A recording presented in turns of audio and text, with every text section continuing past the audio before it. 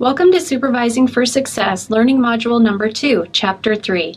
I'm Margot Griffith, an HR consultant with the UAF Office of Human Resources, and your presenter for this chapter. In Chapter 3, we will discuss a supervisor's responsibilities and impacts with employment laws and provisions that govern the Family Medical Leave Act. We will also be discussing the Employee Assistance Program, which is an excellent resource that can be used by employees separately or in conjunction with FMLA. Let's start with an overview of the Family Medical Leave Act. FMLA is complex, so this will be a basic overview.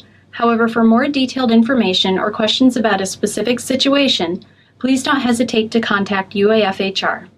The essence of FML is that it allows an employee to take the time off to care for specific qualifying events and to be reinstated to the same or equivalent position with the same pay, benefits, terms, and conditions of employment upon return. There are two laws that govern FML. The state law covers 18 weeks and federal law allows for 12 weeks of leave. If the leave qualifies under both state and federal law, the leave used counts concurrently against the employee's entitlement under both laws. The employee is required to use their paid leave, such as sick leave, annual leave, and personal holiday while on FML. An employee may also qualify for leave share, which are donations of sick leave from other employees. Donations can be submitted with or without a specific individual in mind.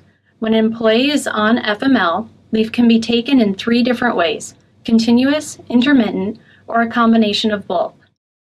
Intermittent leave or a reduced schedule is generally used if an employee has to go for medical treatments or the condition is chronic or may have periodic flare-ups.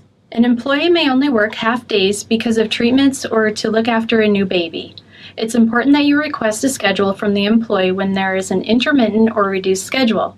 Please remember, a supervisor cannot deny intermittent leave if an employee is on FML for a serious health condition. A supervisor may deny intermittent leave if it is for childbirth or adoption, if there is a sound business-based reason. What is your role as a supervisor? If you see that one of your employees is experiencing an FML event, you must alert them to FMLA and the way to request it. The following are examples of signs indicating that there could be an FMLA event and that you need to speak with your employee about it. Your employee calls in sick for 3 or more days. Worker compensation leave is on their timesheet. There are frequent absences from work due to intermittent doctor appointments for a chronic condition. An employee is caring for a spouse, parent, or child due to a serious health condition. There is a pregnancy, birth, adoption, or the employee becomes a foster parent. The supervisor needs to recognize your employee's potential FMLA needs, sign and submit the FMLA request form. This is not an approval of FMLA. This is an acknowledgement of the request. UAF HR determines whether the employee qualifies for FMLA or not. Establish a work schedule in writing if there is intermittent leave being used. Contact HR upon the employee's return to work. Accept the physician's work release form from the employee. The release must be forwarded to UAF HR immediately.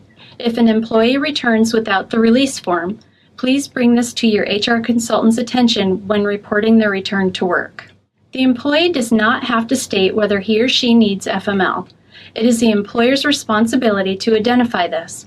An employee does need to explain the reason for the needed leave so that the university can determine that the leave qualifies under the Family Medical Leave Act.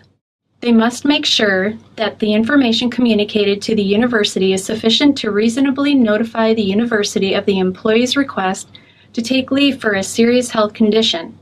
The employee must also comply with requests for the healthcare provider certification or recertification form.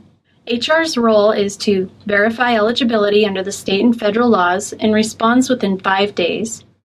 They determine the entitlement, approve or deny the request in writing, and request forms and documentation from the employee. They also monitor leave usage and track hours, notify the supervisor and employee of status changes, and advise on possibilities of long-term disability. Now what happens when the employee returns to work? The employee returns to the same or similar conditions that they left. They have a similar position, same pay, and working conditions. Many supervisors hire a temp to complete duties when the employee is on FMLA.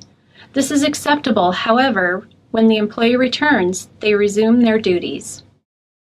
An employee must provide the return to work release if their absence is due to their condition.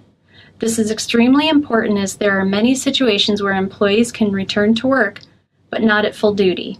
And at FMLA expiration, the employee must return, resign, request a leave of absence, explore long-term disability, or explore ADA. It's very important that you work closely with UAF HR at this stage. Another resource that you may want to offer to your employee, or even use yourself, is the Employee Assistance Program. The EAP program supplements the mental health and chemical dependency portion of our benefit plan. It provides multiple services. For instance, free and confidential counseling services are offered. Once the intake is done and needs are determined, up to 6 sessions per incident or topic can be scheduled with a local provider. The Employee Assistance Program is administered by CompSci Guidance Resources. This is an excellent resource that is free and confidential. In order to initiate use of the EAP, the employee must go online and set up an account. The company ID is required. University employees will use GC5901Q for the ID.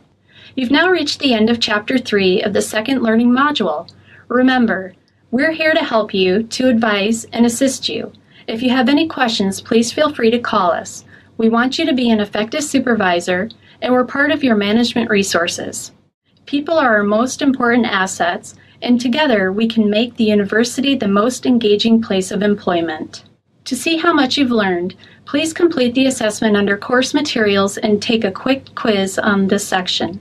Then continue making progress in your studies, and happy supervising!